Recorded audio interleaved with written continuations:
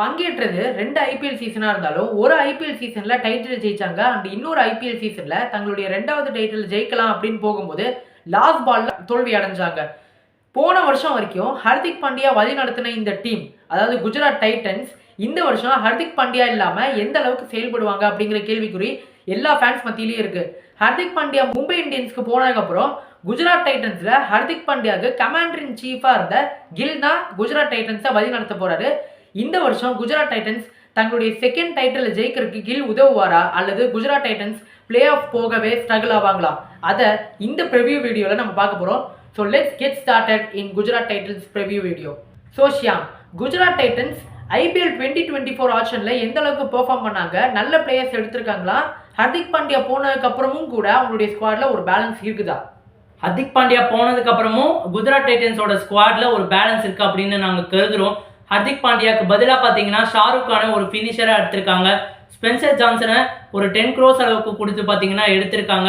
Yumesh Yadav every season நல்லா போடக்கூடிய ஒரு பவுலர், அவரை பார்த்தீங்கன்னா எடுத்திருக்காங்க. அண்ட் அஷ்மத்துல்லா உமர்ஜாய் இந்த ஓடிஐ வேர்ல்ட் கப்பில் பார்த்தீங்கன்னா ரொம்பவே நல்லா பெர்ஃபார்ம் பண்ணார். போத் பேட்டிங் அண்ட் பவுலிங்கில் ரொம்பவே எஃபிஷியண்ட்டாக திகழ்ந்தார்.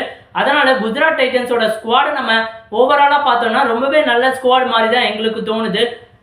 ஒரு சில வாய்டு இருந்தாலுமே அதெல்லாம் சீசன் போக போக பார்த்தீங்கன்னா குஜராத் டைட்டன்ஸ் அணி பார்த்தீங்கன்னா அதெல்லாம் நீக்குவாங்க அப்படின்றது எங்களோட கருத்து. அண்ட் குஜராத் டைட்டன்ஸோட ஹோம் கண்டிஷன் எப்படி இருக்கும் அஜய்?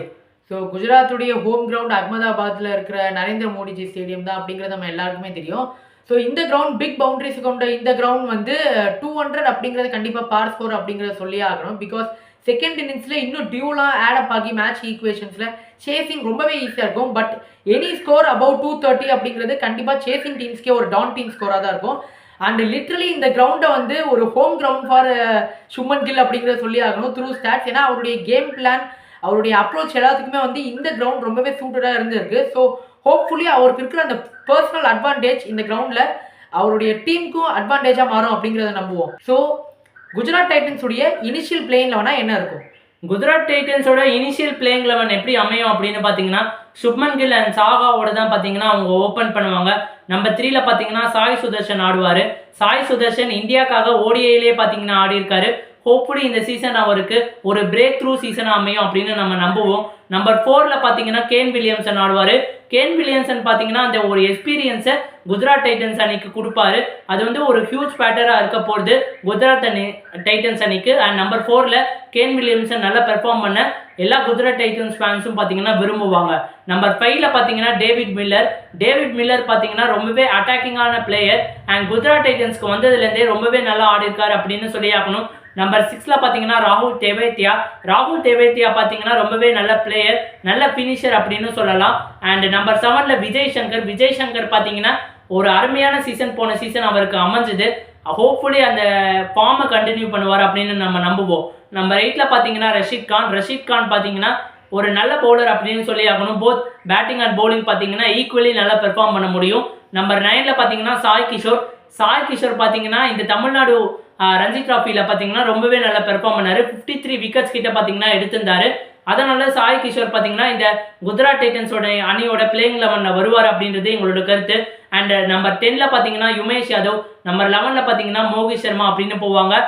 யுமேஷ் யாதவ் நாங்கள் ஏன் எடுக்கிறோம் அப்படின்னு பார்த்தீங்கன்னா பவர் பிளேயில் குஜராத், அதாவது அகமதாபாத்தில் பார்த்தீங்கன்னா நல்ல ஸ்விங் ஆகும். அண்ட் யுமேஷ் யாதவ் பார்த்தீங்கன்னா ஸ்விங்கோட ஒரு எக்ஸ்பர்ட்னு அப்படின்னு சொல்லலாம். அதனால நாங்கள் யுமேஷ் யாதவ் வச்சிருக்கோம். நம்பர் 11ல பார்த்தீங்கன்னா மோகித் சர்மா போன சீசன் ரொம்பவே நல்லா பவுலிங் போட்டார். பர்பிள் கேப்போட கண்டக்டரில் ஒன் ஆஃப் கண்டக்டராக இருந்தார். அதனால மோகித் சர்மா இந்த சீசனும் அவர் நல்லா பெர்ஃபார்ம் பண்ணுவார் அப்படின்னு நாங்கள் நினைக்கிறோம். அண்ட் இம்பாக்ட் பிளேயராக பார்த்தீங்கன்னா ஸ்பென்சர் ஜான்சன் இருக்கிறதுக்கான வாய்ப்புகள் இருக்குது. ஸ்பென்சர் ஜான்சன் பார்த்தீங்கன்னா ஒரு டாலான ஒரு லெஃப்ட் ஆர்ம் ஃபாஸ்ட் பவுலருக்கு எதிராக வேர்ல்டில் இருக்கிற அதிக பேட்ஸ்மேன்ஸ் பார்த்தீங்கன்னா திணறுவாங்க. அண்ட் ஸ்பென்சர் ஜான்சனை அதை ஹோப் பண்ணி தான் ஆஷிஷ் நகர் எடுத்திருக்காரு. ஹோப்ஃபுல்லி அவர் அந்த பெர்ஃபார்மன்ஸ்க்கு அந்த ப்ரைஸுக்கு லிவ் பண்ணுவார் அப்படின்னு நம்ம நம்புவோம். குஜராத் டைட்டன்ஸ் இன்னைக்கு யார் டைகர்காவுக்கும் பிளேயர் ஆஃப் த சீசனாக இருக்க போகிறாங்க Ajay? First of definitely Shubman Gill அப்படிங்கிறத சொல்லி ஆகணும். பிகாஸ் போன வருஷம் ஹையஸ்ட் ரன் ஸ்கோரர் விராட் கோலியோடைய அந்த ஹையஸ்ட் ரன்ஸ் இன் ஐபிஎல் அதை பீட் பண்ணுவாரா அப்படிங்கிற ரெக்கார்டு அந்த அளவுக்கு வந்து போச்சு. ஃபைனல் வரைக்கும் அவர் எடுத்துகிட்டு போனார் அந்த எக்ஸ்பெக்டேஷனை. ஸோ பயங்கரமான பிளேயர், நல்ல ஃபார்மில் தான் இருக்கார். அண்டு குஜராத்தில் அவர் ஆடினா கண்டிப்பாக நிறைய 100 அடிப்பாருங்கிறது எல்லா ஃபேன்ஸோடைய எதிர்பார்ப்பு. அண்டு கேப்டனாக வேற மாறி இருக்காரு. ஸோ நியூ ரோல் பார்ப்போம் எந்த அளவுக்கு பெர்ஃபார்ம் பண்ணுவார் அப்படிங்கிறது.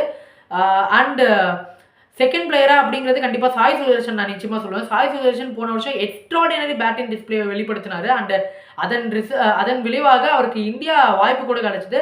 அண்ட் ரொம்ப நல்லா விளையாடுறாரு. T20 இருந்தாலும் சரி, ஃபர்ஸ்ட் கிளாஸ் கேம்ஸாக இருந்தாலும் சரி, ரொம்ப நல்லா பெர்ஃபார்ம் பண்ணுறாரு. ஸோ பர்சனலி சாய் சுதர்ஷன் நல்லா பெர்ஃபார்ம் பண்ணுவார் அப்படிங்கிற நான் பர்சனலி ஃபீல் பண்ணுறேன். அண்ட் தேர்ட் வந்து ரஷீத் கான் ஒரு match winner, proven match winner. பேட்டிங்லேயும் சரி பவுலிங்லேயும் சரி, எஸ்பெஷலி பவுலிங் ரொம்ப நல்லா பெர்ஃபார்ம் பண்ணுவார். போன வருஷம் ஹேட்ரிக்லாம் எடுத்தார். பட் அன்ஃபார்ச்சுனேட்லி லாஸ்ட் 5 பால்ஸில் 6 போனனால அவருடைய எஃபர்ட்ஸ் இன் வெயின் அப்படிங்கிறத சொல்லி ஆகணும். விசோ Rinku miracle. So I think Rashid Khan இந்த வருஷமும் ஒரு தரமான பெர்ஃபார்மன்ஸை வழங்குவார் அப்படிங்கிறது எங்களுடைய கருத்து. ஸோ ஷியாம், இந்த வருஷம் ஜிடி பிளே ஆஃப்க்கு போவாங்களாம்? எனக்கு தெரிஞ்சு ஜிடி பார்த்தீங்கன்னா புஷ் பண்ணுவாங்க பிளே ஆஃப்ஸ்க்கு அப்படின்னு நாங்கள் நினைக்கிறோம். ஹர்திக் பாண்டியா இல்லாதது மற்றும் சுப்மன் கில்லோட கேப்டன்சி இன்எக்ஸ்பீரியன்ஸ் காரணமாக தான் பார்த்தீங்கன்னா இந்த பிளே ஆஃப் போவாங்க அப்படின்றது ஒரு டவுட்டாகவே இருக்குது. மற்றபடி டீம் பார்த்தீங்கன்னா பேலன்ஸாகவே இருக்குது அப்படின்னு சொல்லி ஆகணும். ஸோ கைஸ், ஜிடி அணி பற்றி நீங்கள் என்ன நினைக்கிறீங்க அப்படின்றத கமெண்ட் பாக்ஸில் லீவ் பண்ணுங்கள். இந்த வீடியோ பிடிச்சிருந்தா லைக் அண்ட் ஷேர் பண்ணுங்கள். And more importantly Tamil updates plus YouTube சேனலுக்கு சப்ஸ்கிரைப் பண்ணுங்கள்.